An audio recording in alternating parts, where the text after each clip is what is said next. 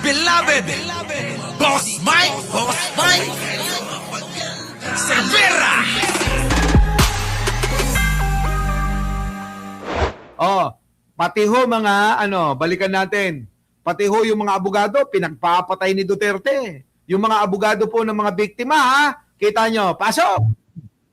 Ang mga bilang ng mga napatay na abogado sa nakalipas na 6 na administrasyon, wala pa rin sa kalahati ng daming naitala sa ilalim ng hindi pa natatapos na administrasyong Duterte. Kita nyo mga kababayan ko?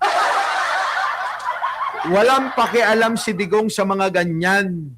Huwag kang magiging abogado, at magtanggol ng mga kaanak ng mga pinapatay niya. Kasi kapag ka pinagtanggol ng abogado yung mga pinapatay nila Duterte, pati yung abogado papatayin nila. Ganon. Tingnan nyo. Ayon po yan sa Free Legal Assistance Group. Nako. Pero ang ikinakabahala ng isa pang grupo ng abogado, baka hindi na nila makamit ang hustisya dahil hindi na raw umuusad ang mga kaso. Kita nyo, alam nyo, nawalan ng tiwala ang taong bayan sa hustisya ng Pilipinas kasi nga itong si Digong hindi dinadaan sa hustisya. Walang due process. Wala. Di ba? Di ba mga kababayan? Wala! Kita nyo? Grabe, no? Daming pinatay ni Duterte.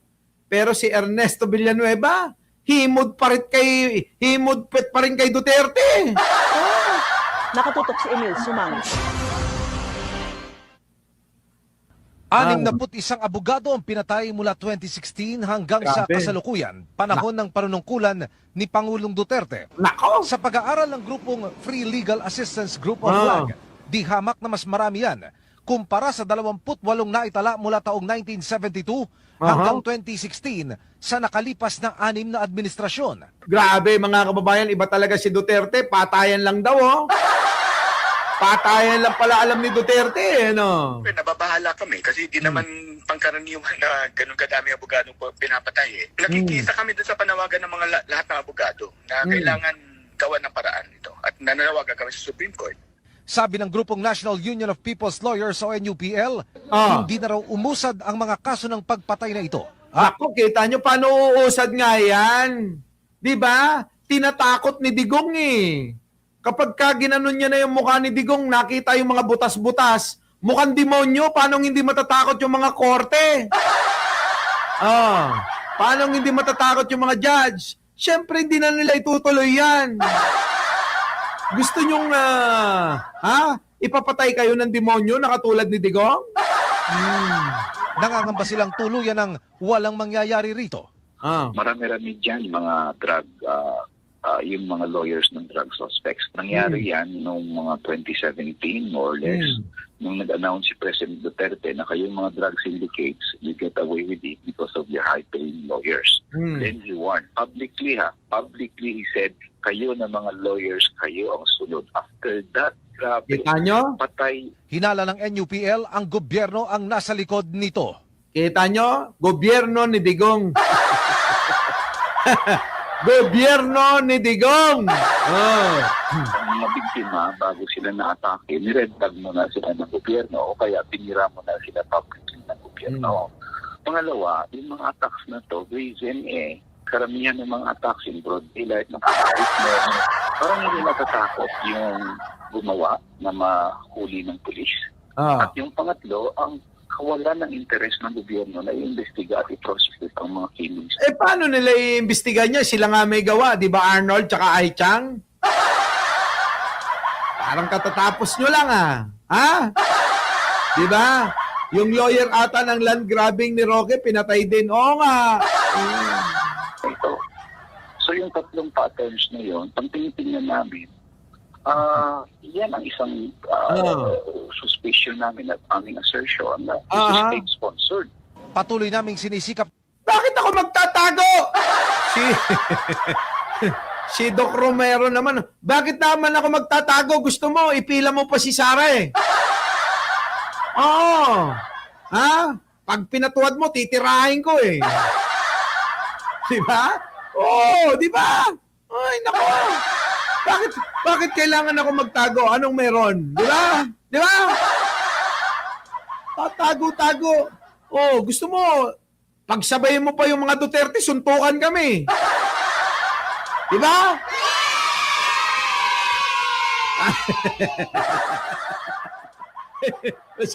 Masyado naman kayong, ha? Siguro kayo takot. Ako kailanman dala ko itlog ko, hindi katulad ni Baste. Magyaya ng suntukan tapos eto na, di ba? Diba? I-record mo tapos isend mo kay Sara. Pakisabi na rin yung mga Duterte, mga bobo at tanga, gano'n na. Puro mga magnanakaw sila, gano'n na. Oh, asa na yon? Oh, tignan nyo. Oh, PBBM. dahil binanggit mo, eto na, makinig ka ha. Eto. Hindi ako PBBM, hindi rin ako Duterte. Kasi si Duterte, kaibigan ko, di ba? Oh, kita nyo, kaibigan pa ni Duterte to. Yung old man Duterte, si Digong, kaibigan ko. Hanggang ngayon, I still consider him a friend. Oh. Ang hindi ko gusto, yung mga anak niya. Oh, bakit? Bakit hindi daw gusto yung mga anak? Mga abusado eh. Oh, mga abusado daw. Kita nyo? Abusado. O di man abusado. Abusado Si sa... Pulong, di ba? Oy, tatakbo ko na Vice President, ha? Huwag kang mag-alala, tatakbo ko, lalabanan ko si Sara. Pag tumakbong presidente, tatakbo rin akong presidente. Oh. Ewan ko kung hindi siya kinabahan pag ako nakalaban. Oh, di ba? Oh, talay. Mo na abusado yan eh. Yung Corruption you mean or ugali? Corruption, ugali na nanununtok. Kita nyo, kurakot daw, oh. Kurakot daw si Sara, kurakot daw si Pulong, kurakot si Baste, maging si Kitty, papalit-palit ang jowa. Oh, sabi, oh. Corruption, ugali na nanununtok. Mo magtutukan mo ng kutsilyo yung... Yung bugaw. Oo, yung bugaw na taga-serve niya, deliver niya ng pokpok. Kita nyo, ganyan yung mga idol ng mga DDS. Oo, yung mga mahihilig sa pokpok. Ha? Yung si Sara na may kapansanan sa pag-iisip. Kita nyo, pag sinabi kong baliw si Sara, galing sa kanya. Kita nyo, si Montulpo, ano sabi? May kapansanan daw sa pag-iisip. Ano tawag doon? Di baliw nga si Sara. May sira ang ulo ni Sara, tandaan nyo. Yan yung iniidolo ninyo. Oh, di ba? Pero mo, iniidolo nila, may sira ang ulo. Di ba? Ayan. Sa pag-iisip. Sara na may kapansanan sa pag-iisip. Sara na may yung si Sara na may kapansanan sa pag-iisip. Yung si Sara na may kapansanan sa pag-iisip. Yung si Sara na may kapansanan sa pag-iisip. Yung si Sara na may kapansanan sa pag-iisip. Kita nyo? May kapansanan daw sa pag-iisip. Paulit-ulit na yan, ha? Di sira ulo nga si Sara, di ba? Oh. Yun namang isa na maraming tato. Hindi mo malaman dito. Grabing tato. Si Baste? Oo, si Sino? Baste. A-art daw yun eh. Mon art. Sa atin, hindi ano yun eh. Ako ba? May mag-art na rin ako. Ano naman yung mga tattoo ni Basti, mga kababayan? Wala. Sabi art, wala namang ka-art. Ang papangit, mga kababayan, ng tattoo ni Basti. Pang-adik no? Yung mga tattoo ni Basti, mga kababayan, pang-adik. Oo. Hindi katulad ng mga tattoo natin, mga kababayan ko, oh. Ay, ke ganda. Art na art talaga, parang pinainting sa balata. Diba? Yan, oh. Yung tattoo ni Basti, pang-adik. Diba? Grabe talaga. Oh, ayan mga kababayan ko, alam nyo na. Si Pulong, ayaw ni dahil nga daw mga abusado daw yung mga anak ni Digong. Kita nyo, kaya ayaw ni Montulpo. Kahit pa kaibigan, mga kababayan, ni Montulpo si Digong, ayaw niya yung mga anak. Grabe, no? Tindi talaga. Oo, sobra mga banat. Ito pa. Oh, pasok. Pero kung ang ilang mga NGOs ang tatanungin, diktador si Duterte. Wala siyang respeto sa karapatang pantao. Kita nyo? Narinig ninyo yon mga kababayan? Napipikon yung mga DDS. Ayan ha. Ang sabi dito mga kababayan ko, tingnan nyo, pakinggan nyo. Abogado na Pero kung ang ilang mga NGOs ang tatanungin, diktador si Duterte. Ikaw, Doc Romero, lumapit ka nga sa akin, chuchupain kita. Dali na, chuchupain talaga kita. Eto na. abogado na Pero kung ang ilang mga NGOs ang tatanungin, diktador si Duterte. Diktador si Duterte. Ayan ha, mga kababayan ko, maliwanag. Wala siyang respeto sa karapatang pantao. ito yung crime fighting elements natin ay nawawala sa proseso dahil may isang grupo na organized group no, na sa tingin namin ay finance, backed up by a powerful person or a powerful group na kung saan sinushortcut yung justice system natin. Kita nyo mga kababayan ko, shortcut kasi eh. Sa huling bilang ng case o ng Coalition Against Summary Executions, isang NGO sa Davao, 228 na ang napatay ng Davao Death Squad. Grabe talaga si Duterte. Walang ginawa kundi pumatay eh. Papatay ng papatay si Duterte. Hoy, Nandigong, ano ka ngayon? Nakakulong ka na. Huwag kang mag-alala. Ang mangyayari sa'yo, uuwi kang nakagarapon. Gano'n na. Ang grupo ng mga vigilante na di manoy konektado kay Duterte. Kita nyo lahat ang tinuturo si Duterte. Diba? Kita nyo mga kababayan ko, ang tinuturo lagi si Duterte, si Duterte, si Duterte. Ay mamamatay tao. Gano'n. Noong Enero, pinalabas ang video na ito sa TV. Isang teenager na nabaril ng pulis. Suspect sa isang krimen. Kitang-kitang walang ginawa ang pulis habang nalagutan ito ng hininga. Kita nyo mga kababayan ko, grabe talaga itong si Digong. Walang pinipili, kahit bata, papatayin.